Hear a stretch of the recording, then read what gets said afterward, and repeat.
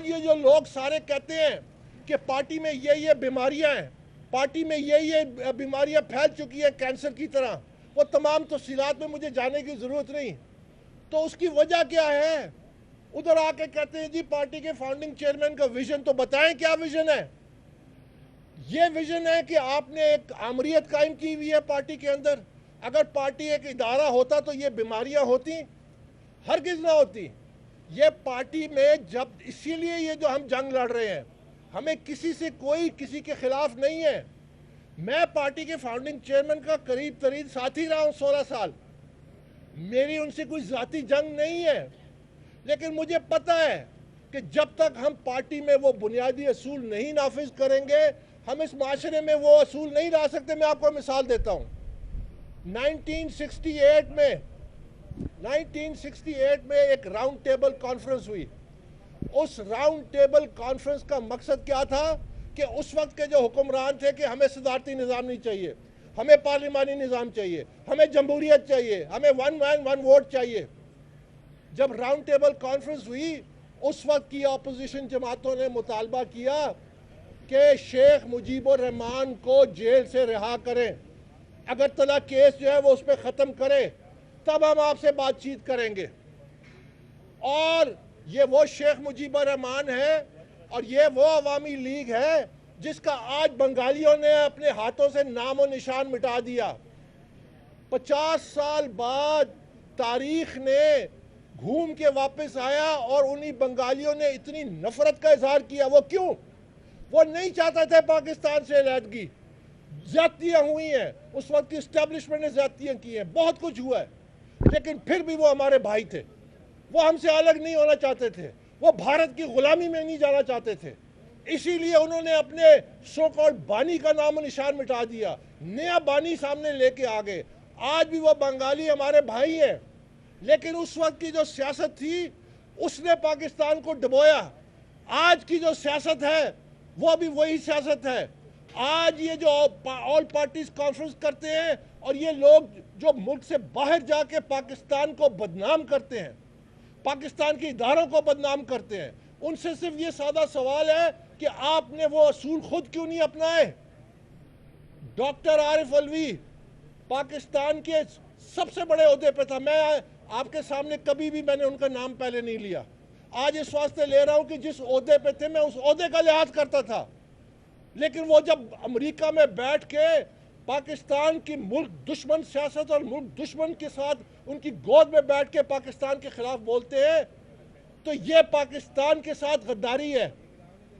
پاکستان کے مفادات کو، جن اصولوں پہ میں ڈاکٹر عارف علوی کو چیلنج کرتا ہوں کہ پاکستان آئیں، وہاں امریکہ میں ٹی وی چینل پہ کیا بیٹھتے ہیں، یہاں آئیں، اپنی مرضی کا چینل کا انتخاب کریں، اپنی مرضی کے اینکر کا انتخاب کریں، میں ان کے ساتھ لائیو ڈیبیٹ کرنے کو تیار ہوں، میں عوام کے سامنے رکھوں گا کہ جمہوریت کیا ہوتی ہے، آئین کیا ہوتی ہے، اصول کیا ہوتے ہیں۔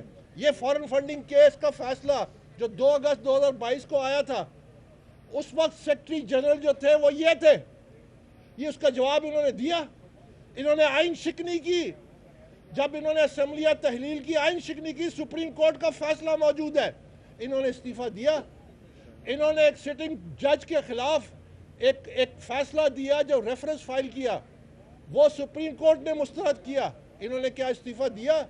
انہوں نے اس الیکشن کمیشن میں 2 ممبران کو غیر قانونی طور پر نامزد کیا، کیا انہوں نے استعفیٰ دیا؟ کیا وہ اس کے اکاؤنٹیبل ہوئے؟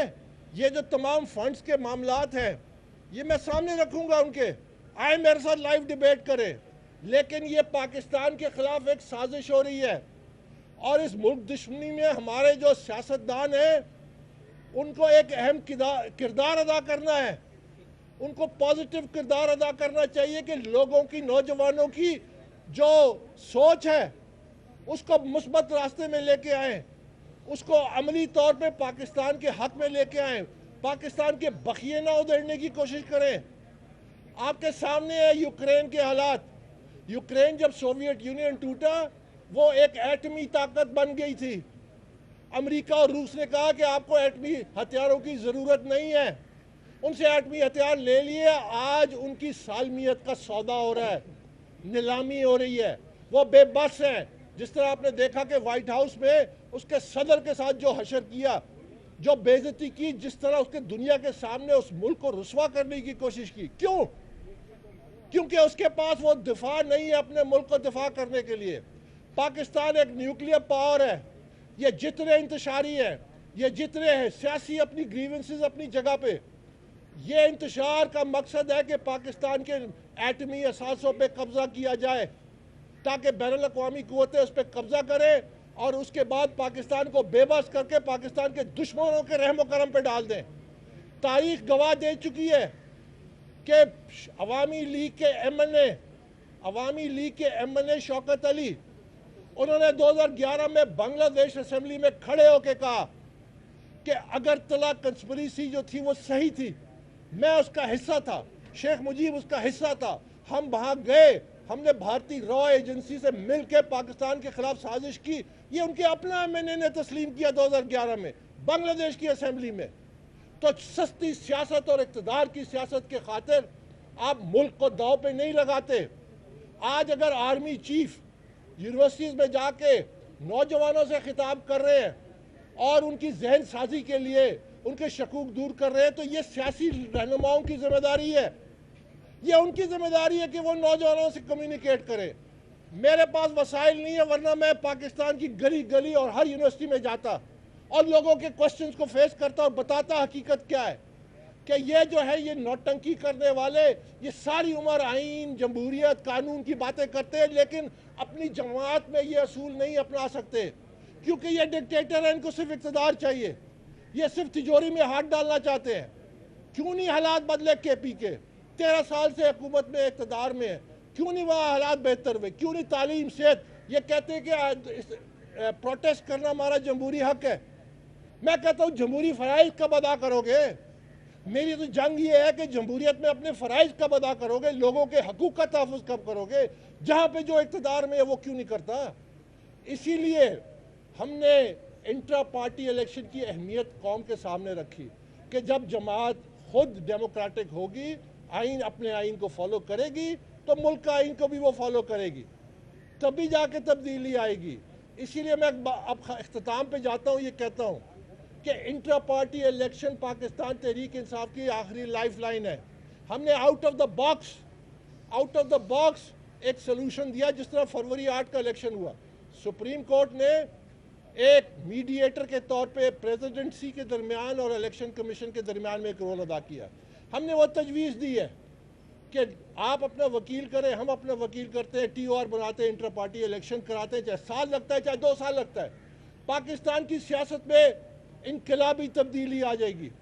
یاد رکھیے کہ اگر پاکستان تحریک انصاف منظم ہوگی، آئین اور قانون کے مطابق ہوگی، دوسری سیاسی جماعتوں کی مجبوری ہوگی اور پاکستان تحریک انصاف انبیٹیبل ہوگی اگلے الیکشن میں. لیکن جس طرح یہ ابھی چل رہے ہیں، یہ نہ صرف ڈی لسٹ ہوں گے، یہ ان کو ڈسکوالیفیکیشن کی طرف جا رہے ہیں.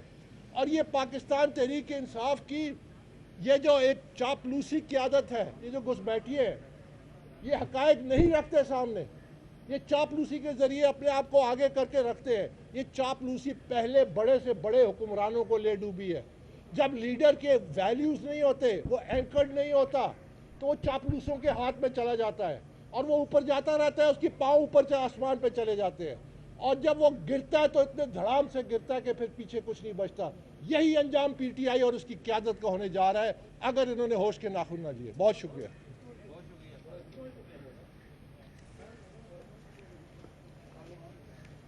یہ تو میرا نہیں ہے، یہ کس کا ہے؟ یہ سر آپ ہی کا تھا. آپ کیا